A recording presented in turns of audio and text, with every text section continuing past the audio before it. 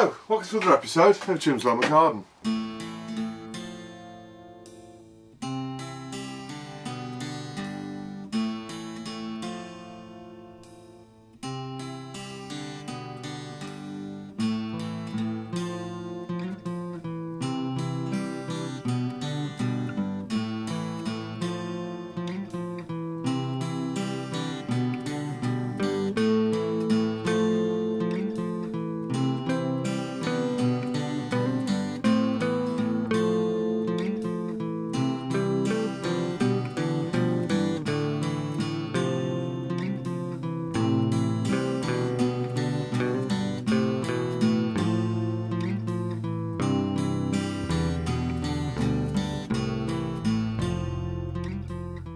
Okay, so it's time to pot up the asparagus that were grown last year. So you saw me putting some seeds in a couple of weeks ago, and basically what you'll get is after 12 months you'll get a plant that looks not dissimilar to that. So it's kind of like looks like a bit like a spider, I guess.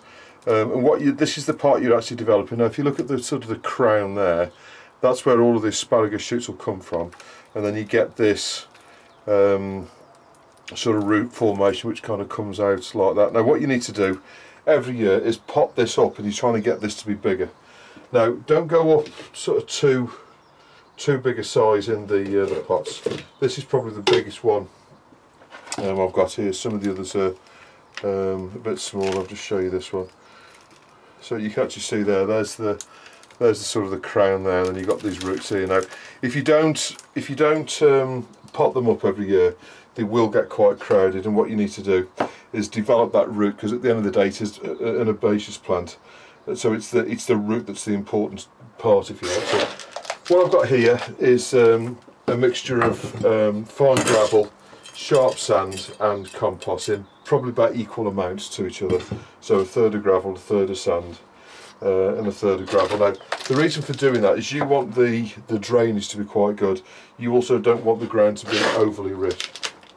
So the way to do it is half fill the pot like that with the mix, and then what you want to do is just tease the roots, and what this will do is it'll encourage the plant to throw out more roots, and then basically put that into the pot. If anything, this pot's probably a bit too small for this one. I'll actually put that in a larger one, but this one's probably just about right. So what you want to do is just tease the roots like that, so it'll encourage the plant to throw out more roots, and then plonk the plant on top of your mix like that.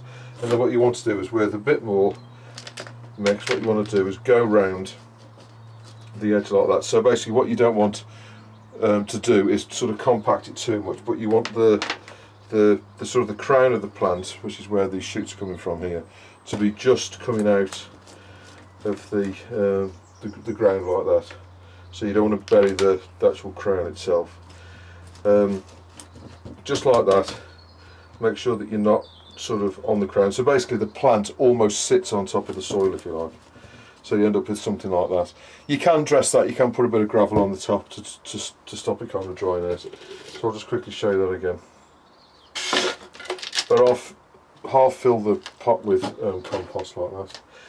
Right, so here's another one. So you can see there's the crown there, where it's all coming together, and these are the roots. As I say, what you need to do is kind of tease the roots a little bit, like that, and then obviously you want that bit there to be in the middle. So you kind of sit it so the plants, the crown of the plant's in the middle, and then basically just put the compost around like that. Now these asparagus plants are basically 12 months old now. I planted these this kind of time last year, so they kind of develop into this within 1 year. In the next, not this year, but the following year, they'll probably be quite, you know, sort of quite big at that point, and they'll be ready to plant out into the garden. And then the year after that, we'll be ready to actually crop some asparagus off the plant. So it takes you kind of at least 3 years to get them to the point where the plant is of a sort of large enough size where we can actually crop some asparagus off them. And what you want to do is plant them the first year, like I showed you a couple of weeks ago. The second year you want to knock them out. Obviously these will come out of these square pots. And what you want to do is knock them out, put them into a larger pot like this, and just plant them so that the crown of the plant is just at the top in the middle, like that. Give them a good watering. Now you don't want to keep them overly watered. Asparagus doesn't do not like the ground to be too wet. You know, you want them to keep them reasonably dry. So if you have got ground that's quite damp, what you want to do is you want to dig in gravel to improve the soil. Now you see there's the crown there. You can actually see a little shoot coming out of there. So this one's actually started to grow for this year. So you just want to tease the roots out like that, and what that'll do is it'll encourage the plant to throw more roots out. Right. And then just put your compost around like that, and then these will start to shoot in the next couple of weeks. So this is really now the ideal time to do it, because you can tell which way around the plant is and they're about to start to shoot. If you leave them any longer than this, there's a chance you might damage the little shoots as they come through, because these shoots on the plants, they're quite easily broken off, and when you're repotting them up like this, you can potentially break off the little shoots off the plant. So if you are going to do this, I would suggest now is the right time to do that. Now just carry on doing them until they're all ready, and I'll show you when they're finished. Okay, so that's all the asparagus now planted up. As you can see, the little crowns are just poking above there, and we've got the odd shoot on some of them. There's another one there with a shoot on. So basically all I'll do now is leave those in the greenhouse, because the weather's not brilliant today. What I'll do is I'll leave those in the greenhouse for the next couple of weeks till they get started. Then I'll just put these outside. What you can do is you can sink these pots in the ground, as long as the ground level's just below something, you know, like an inch or so below that. You can sink them in the ground and just leave them there all year long. Or you could sort of leave them outside on the patio, but obviously you'd need to keep them watered.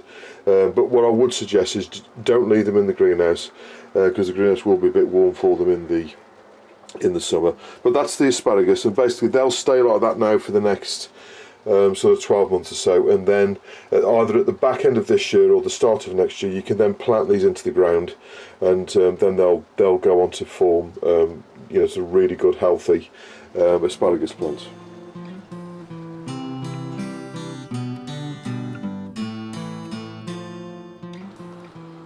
Okay, quick update on the spring onions and the broad beans. This is the little square that's behind the new greenhouse and to the side of the older greenhouse. So basically all I've done here is I've dug it all over, and I've emptied all of the old pots, the used compost and stuff, into the ground. So this ground is nice and fertile now. I did this yesterday. I didn't take any film of it because it was sort of going a little bit dark, and also I knew the weather was going to be shocking today. So I quickly got these in yesterday. So all I've done is I've planted the broad beans, and as you can see, these plants are about sort of running in the rows. They're about a foot apart, or 30 centimetres. And then what I've done is I've put a row sort of in between, so in the end the plants end up being sort of 9 inches or so apart.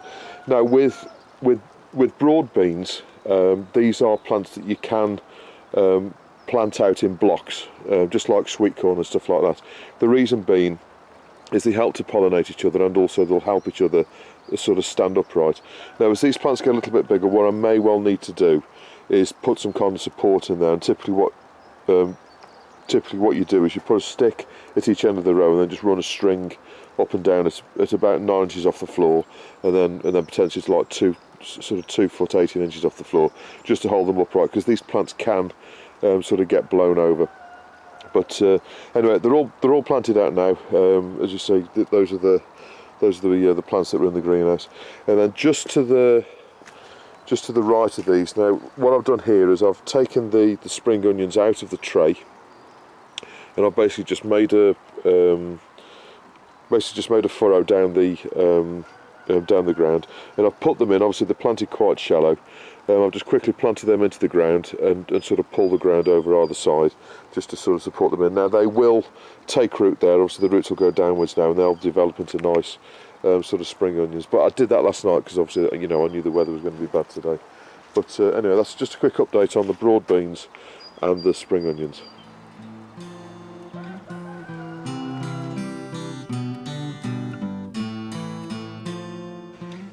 Okay, so as I planted the first lot of spring onions out, obviously you want a succession crop with things like spring onions and, well, any sort of most salads really. So what I'm going to do is I'm going to plant some more. Now, what different from last time, off the back of some comments we had on the channel, what I'm going to do is plant these in these sort of modules, and I think it will make it easier to plant them out, to be honest with you. I have grown them in modules before, but last time I just grew them and straight into a tray because I didn't have many of these modules at the time.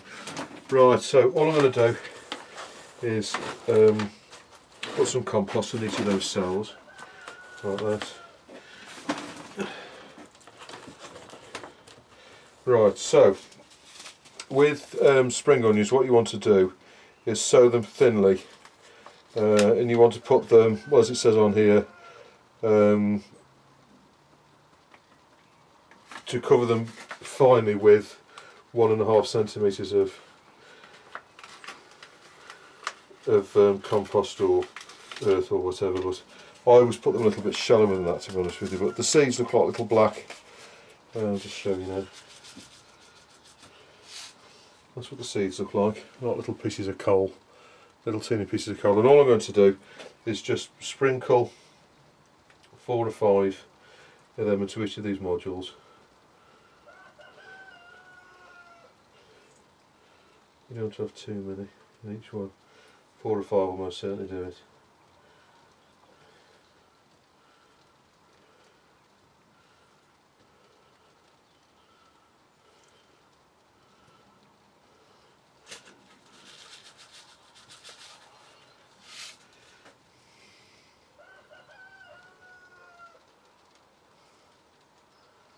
There's a few more than 4 or 5, but I'm not going to be overly fussy with this. Right, put those extra ones in. So all I'm going to do is just tap them down with my fingers. Now what that'll make sure of is that the seed is in contact with the compost, like that. And as soon as I've done that, all I'm going to do is very, very lightly just sprinkle some compost over the top to make sure that the seeds are covered, like that. And then when I water this, the compost will naturally settle down anyway.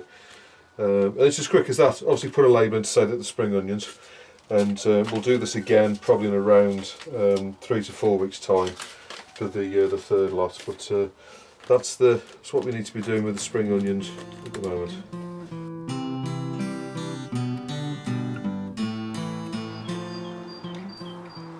Oh, a quick update on the greenhouse. So in here we've got, as you can see, the sweet peas are growing really well. Pretty much everyone's germinated. So I've got one here that hasn't, but apart from that, I think pretty much everyone's germinated. This is the Calabrese. That really is ready now to go out, but because of the weather being the way it is, I'm not going to be able to get that out today, I don't think. Possibly later if the rain stops, but at the moment I'm not able to get that on the ground. Right. Germination wise, so these are the two smaller tomatoes that I've got in.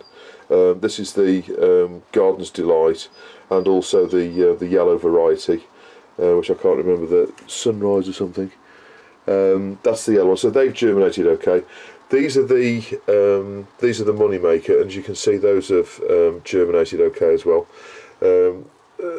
I need more plants that are there, but you know, they have germinated reasonably well. The Alicante, for some reason, has just not germinated at all. I did have one sort of starting to come here, and that seems to have gone. So I'm not quite sure why.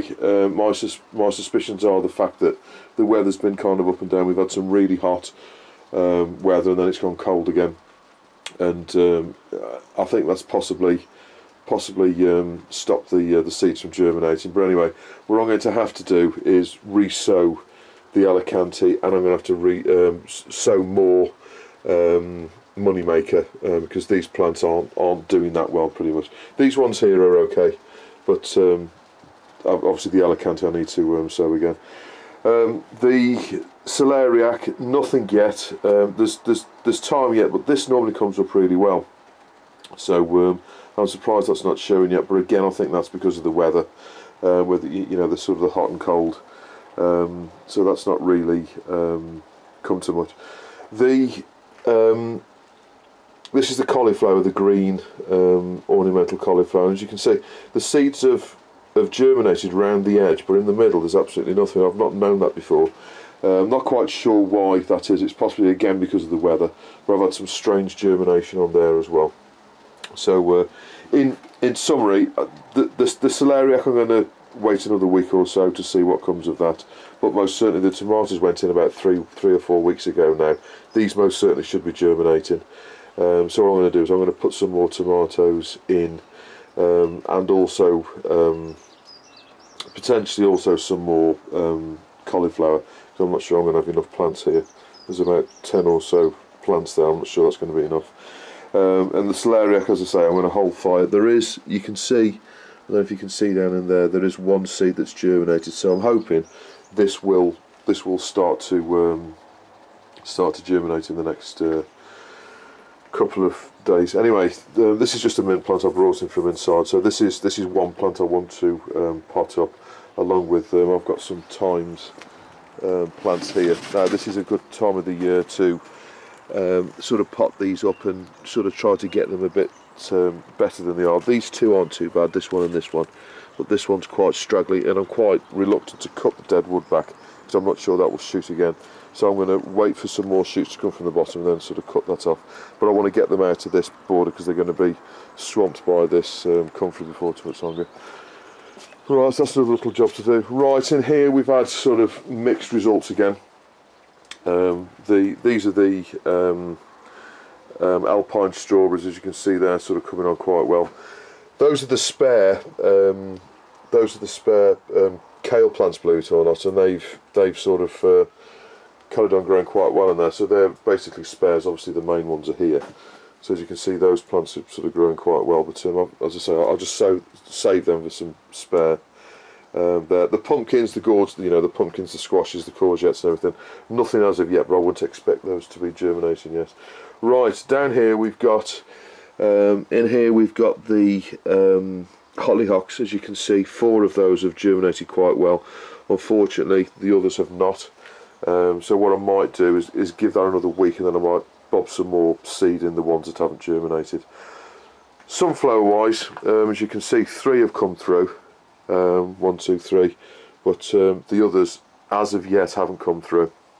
So again, I might put some more sunflower seeds in there. At the back there we've got the Aquilegia, nothing as of yet coming through on there. The onions are growing quite well. By rights, really, I should be getting these into the ground before too much longer. But unfortunately, because the weather's really wet at the moment, I've not been able to get out and do as much digging as I would have liked. But the onions need to go out shortly, as does the kale, as well as the calabrese. That needs to go out. But they're not doing too badly. Right, over here we've got the hydrangeas. As you can see, the dahlias. As you can see, lots of shoots on all of those now, so they're doing really well. The Dom Pedro planter, as you can see, little shoots coming through on there. Quite slow, but it's definitely coming through. Fuchsia's doing reasonably well. Over here, these are the other Dom Pedro seeds that I put in. As you can see, they're doing really well. Then we've got beetroot growing down here. Then all of this here is the spinach. And then we've got the strawberries over there, which are ready to put in when I get 5 minutes on the strawberry patch. So not too bad in here. The Dom Pedro have germinated really well. Obviously the spinach and the beetroot's sort of doing really well in here as well. The sunflowers typically germinate a lot better than that, but I think in summary, I think the problems that we've got is basically this weather. We're getting sort of quite cold weather for April. And sort of at this time of year, I mean, if you look at the ground, the allotment's absolutely sodden and it's cold. Really, this weekend, what I should be doing, either this weekend or last weekend, I typically put in the parsnips, and but there's the ground's far too cold and wet to put parsnip seeds in and expect them to germinate. So I'm going to have to hold fire on those. But that's what that's the problems that we're looking at the moment anyway. But anyway, that's a quick update on the greenhouses in the allotment.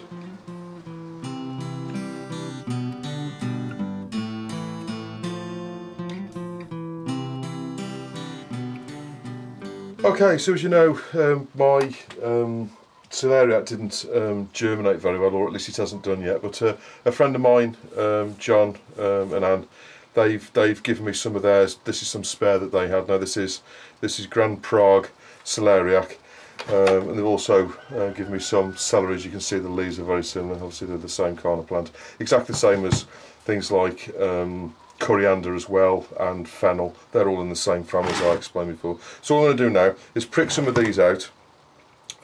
This is the Celeriac. So what I'm going to do now is prick some of those out, and all you need to do, I'm going to put them as usual in these square pots.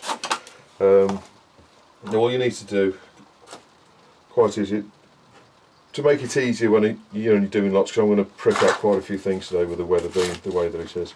If you've got a nice surface like this, what you can do is very quickly fill up the containers like that.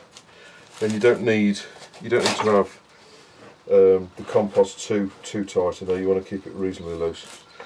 But just as a tip, if you are doing lots and lots of pots like this, it's much easier, rather than reaching in a bag and getting the compost out. If you just pile it up on the bench like this, I do find it's a lot easier. The other thing is as well is you can get those kind of tubs that you can put compost in. That makes it a lot easier as well. But I find the reason I haven't got one of those is that obviously when you're doing things like this, you know, they're quite useful, but you need to have the room for it. And if you haven't got, you know, the room to store it all sort of year round, you know, it does get in the way obviously when you're not using it. So I've always found just to pile it up on the bench like this is quite an easy way of just very quickly. And as you can see, whilst I've been talking to you, I've sort of filled almost 12, not 10, almost 12 tubs of compost. And if you can do it like this, then it saves you the time. Right, so now I've got all those filled up. Let's prick out the Celariac. So, as you can see, the plants haven't been watered. You want the compost to be slightly damp, but not sort of too damp. What I'm going to do with a lollipop stick, I'm just going to go underneath like that and just pull out. In fact, what I'll do is I'll take that corner part out there like that. And now I've got plenty of little plants in there. There's lots of plantlets in there. So all I'm going to do, obviously with anything like this, the stalk won't recover, the roots will recover, the leaves will recover. So what you need to do is try to separate them as much as you can without, I'm only really touching the roots at the moment. I'm just grabbing hold of the leaves now.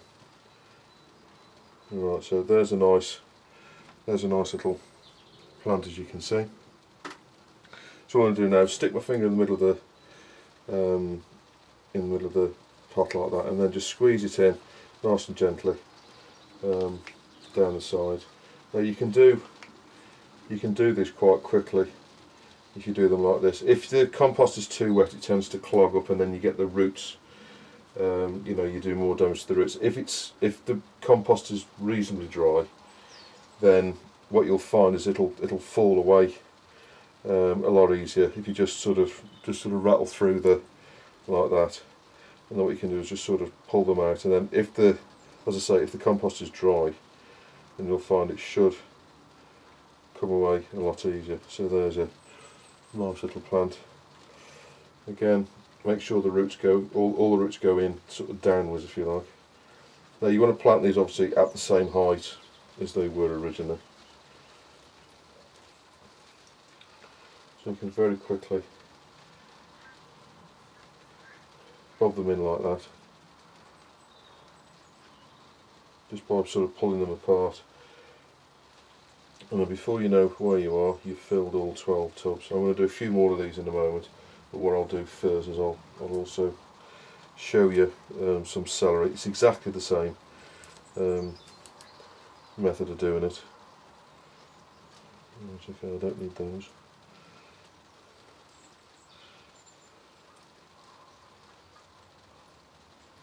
Also be as gentle as you possibly can be when you're doing this.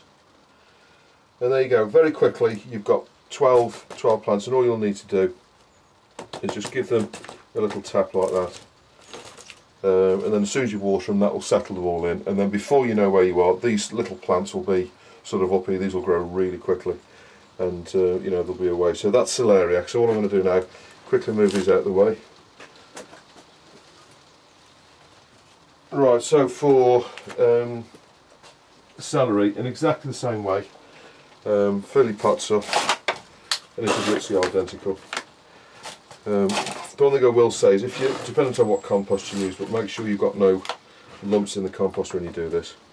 You know, you don't want to have a lump in there, because it'll, so just break your compost up like that so it's nice and loose when it goes in. Now, at this point, you know, Celeriac, celery and things like that, you know, they're all very similar what you're doing to them. It's the same time of the year, but growing celery is somewhat different. Celery is most certainly more complicated to grow. What I would suggest you do with celery, what I've always done in the past when I've grown it, I must admit I've not grown it for a few years, but one of my sons really enjoys celery, so I thought I'd give it a go. So get yourself a self-blanching variety of celery. If you don't have a self-blanching variety, what you'll need to do is grow it in sort of tubes to keep the light off the stems. Whereas if you do self-blanching, you can just plant them into the open ground. It makes it a lot more simple to grow it. So if you are growing celery for the first time, or in fact if you've not grown a self-blanching variety in the past, try a self-blanching variety, because that makes it most certainly easier. So in exactly the same way, what I'm going to do, this is the celery, I'm just going to go in with the stick like that. Pull yourself out a little clump, also grab them by the roots, be as gentle as you possibly can be. Right, in exactly the same way, all you need to do is sort of pull them apart slowly, trying to keep as much root as you can on each of the little plantlets.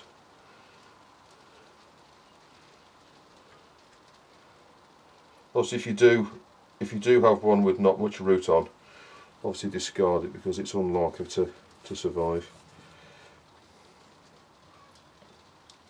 And then, as I say, use the leaves just to pull them apart like that. And these plants, you know, even though you have sort of pulled a few of the roots off, they will recover quite quickly. What you don't want to do is overwater them. Just keep them moist. But when you're pulling the plants apart, just be really slow. Let them separate themselves. And when you sow these, it does help if you've got a sandier compost, because it just tends to fall away a lot better, a lot easier. So as soon as you've got them out like that, as you can see, you can very quickly. What you might need to do, if the roots are quite long, is just get a lollipop stick and just push them down as you put them in, and then go in from either side like that, sort of push the compost. Obviously what's important is the roots are in contact with the compost, because obviously that's where they're going to get the moisture from. But the roots will very quickly recover when you pick them out, and before you know where they are, they'll be growing away really well. So just the last few now, just got a few more than I need. And that's celery for you. So all you need to do now is keep these in the greenhouse till they're around sort of 6 inches or so high, and then as soon as the weather gets a bit warmer, hopefully it will do at some point this year, I'd imagine sort of May time, we'll be in a position to plant these out into the open ground. The ground needs to be warm, obviously, for them to do well. So if you plant them out now, it's still a bit cold, really. But that's celery for you. Obviously mark these up, because the difference between celery and celeriac at this point is basically nothing. You can't tell the plants apart. They're exactly like gourds. You can't tell gourds apart either. So make sure you put a label on these, and they're clearly marked, you know, celery and celeriac. Otherwise, you know, you'll sort of mix them up. And we'll come back to these in a couple of weeks' time when we're ready to put them out into the open ground. So, I hope this episode was of some use to you. Please don't hesitate to put any comments or questions you've got below, and I'll always get back to you, and I'll see you on the next episode of Jim's Allotment Garden.